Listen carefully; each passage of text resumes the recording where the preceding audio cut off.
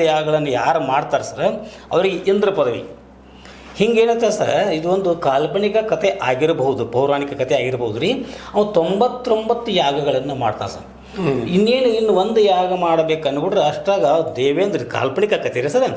ಅವ ಆ ದೇವೇಂದ್ರದ ಇವನು ಅಶ್ವಮೇಧ ಯಾಗದ ಅಶ್ವನ ಕದ್ಕೊಂಡು ಹೋಗಿ ಕಪಿಲ ಮಹರ್ಷಿಗಳ ಆಶ್ರಮದಾಗ ಇಟ್ಟು ಹೋಗ್ಬಿಡ್ತಾನಂತ. ಇದೊಂದು ಸ್ವಲ್ಪ ನಮ್ಮ ಇದಕ್ಕೆ ವಾಸ್ತವಕ್ಕೆ ಹೊಂದುವಂಥ ಒಂದು ಕತೆ ರೀ. ಆಗ ಹೇಳ್ತಾರೆ ಇವರು ಕಪಿಲ ಮಹರ್ಷಿಗಳು ಏನು ಗೊತ್ತಿಲ್ಲ ಅವ್ರು ಧ್ಯಾನಾಸಕ್ತರಾಗಿದ್ದವರು. ಈ ಏನಿದ್ದಾರೆ ಸರ್ ನಮ್ಮ ಈ ಮಹಾರಾಜಿಗೆ 60,000 ಮಂದಿ ಅವರು ಸಂತಾನದ ಅವರೆಲ್ಲ ಹೋಗಿ ಏನು ಮಾಡಿದಾರೆ ಅಶ್ವನ ಹುಡುಕಾಡ್ಕೊಂಡು ಕಪಿಲ ಮಹರ್ಷಿಗಳ ಆಶ್ರಮಗಳಿಗೆ ಇದ್ದದ್ದು ನೋಡಿ ತಪ್ಪು ಕಲ್ಪನೆ ಮಾಡ್ಕೋತಾರೆ. ಕಪಿಲ ಮಹರ್ಷಿಗಳೇ ಇದು ಮಾಡ್ಯಾರ ಅಂತ ತಿಳ್ಕೊಂಡು ಆವಾಗ ಅವ್ರಿಗೆ ಒಂದು ಸ್ವಲ್ಪ ಈ ಕ್ರಿಟೆ ಕೊಟ್ಕೊಂಡು ಎಲ್ಲರೂ ಮಹರ್ಷಿಗಳು ಶಾಂತ ಸ್ವರೂಪಿಡಿ ಮತ್ತು ಉಪಟ ಆದಕೊಂಡು ಇರುತ್ತೆ ಅವ್ರು ತಮ್ಮ ಜ್ಞಾನದ ಇದು ಮಾಡ್ಕೊಂಡ್ರಿ ಇವರೆಲ್ಲ ಶಾಪ್ ಕಟ್ಟಿಬಿಡ್ತಾರೆ. 60,000 ಮಂದಿ ಸರ ಸುಟ್ಟು ಬಸ್ ಮಾಡಿಬಿಡ್ತಾರೆ. ನಂತರ ಅವರು ಮುಂದಿನ ಎಲ್ಲರೂ ಎಷ್ಟು ಪ್ರಯತ್ನ ಮಾಡಿ ಏನು ಮಾಡಬೇಕು ಅಂತ ಅದು ರೈತ್ರಿ ಅದು ಆಗೋದಿಲ್ಲ ರೀ. ಅಸಮಂಜಸದು ರೀ, ಯಶಮಾನ್ದು ರೀ, ಇವರೆಲ್ಲ ಪೂರ್ವಜರು ರೀ.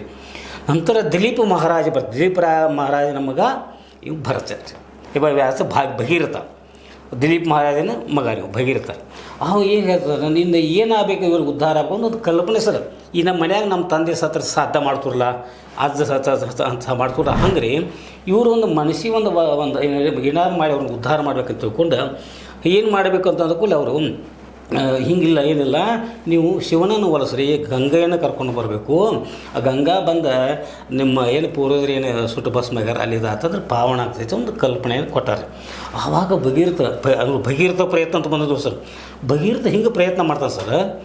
ಚಳಿಗಾಲದೊಳಗೆ ನೀರಾಗ ನಿಂತರಿ ತಪಸ್ಸು ಮಾಡ್ಯಾನ್ರಿ ಒಂಟಿಗಲ್ಲಿ. ಪುಣ್ಯಾತ್ಮ ಬಿಸಿಲುಗಾಲದಾಗ ನಮ್ಮ ಬಿಸಿಲು ಸೆಕೆ ತಳಿಬೇಕಾದ್ರೆ ಆಗೋದಿಲ್ಲ ರೀ. ಬಿಸಿಲುಗಾಲ ಸುತ್ತಲೂ ಅಗ್ನಿ ಹಚ್ಚೋದು ರೀ, ಅಗ್ನಿ ಕುಂಡ ಮಾಡೋದು ನಡುಕನೆ ಅಂತ ಒಂಟಿಗಾಲ ತಪಸ್ಸು ಮಾಡ್ಯಾನ. ಅಂದ್ರೆ ಭಗೀರಥ ಪ್ರಯತ್ನ ಸರ್.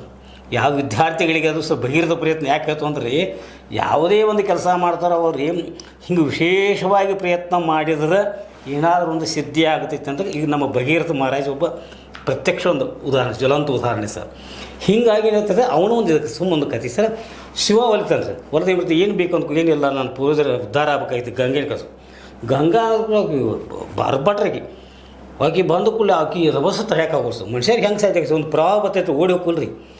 ಅವಾಗ ಶಿವ ನನಗೆ ತಡ್ಯಾಕಾಗ ಹಂಗಾರೆ ನಾನು ಜಡಿಯಾಗಿ ಬಿಟ್ಕೊಂಡ್ರಿ 3 ಭಾಗ ಮಾಡ್ದಂತ್ರಿ. ಒಂದು ಪೂರ್ವಕ್ಕೆ, ಒಂದು ಪಶ್ಚಿಮಕ್ಕೆ, ಒಂದು ದಕ್ಷಿಣಕ್ಕೆ. ದಕ್ಷಿಣದಾರದ ಜೊಲೆ ಬಿಡ್ತಾನೆ ಅಂತೇಳಿ ಬಿಟ್ಟಾನೆ. ಆದರೂ ಗಂಗಾ ಸಹ ಪ್ರವಾಹ ದೊಡ್ಡಸ್ರು ಅದನ್ನ ತೊಗೊಂಡು ಭಗೀರಥ ಮಹಾರಾಜ ಬರ್ತಾರೋ ಅವ್ನಿಗೆ ಇಷ್ಟು ಆನಂದ ಆಕತ್ತಿರಲ್ಲ. ಆದರೂ ಯಾರಿಗಾದ್ರೂ ಸೊಕ್ಕ ಬರೋ ಸಜಿಕ್ರಿ ಹೌದು ರೀ. ಗಂಗಾ ಮಾತೆ ಏನು ತಿಳಿತಾರೆ ಹೊರಪಡ್ದಂತ ಬರ್ತಾರೋ ರೀ. ಆ ಜಾಹ್ನವಿ ಮಹರ್ಷಿಗಳ ಆಶ್ರಮ ರೀ ಯಾಕಂದ್ರೆ ಅದ್ರ ಮ್ಯಾಲೆ ಹಾರು ಬಿಡ್ತೈತೆ. ಜಾಹ್ನವಿ ಮಹರ್ಷಿಗಳು ಸಿಟ್ಟು ಬರ್ತದೆ. ಅಲ್ಲ ನಿನಗೆ ಇಟ್ಟಿದೈತೆ ಅಂದ್ಕೊಂಡು ಅವು ಮಹರ್ಷಿ ಮಾಡ್ತಾ ಅದನ್ನೆಲ್ಲ ಕೊಡು ಬಿಡ್ತಾನೆ ರೀ.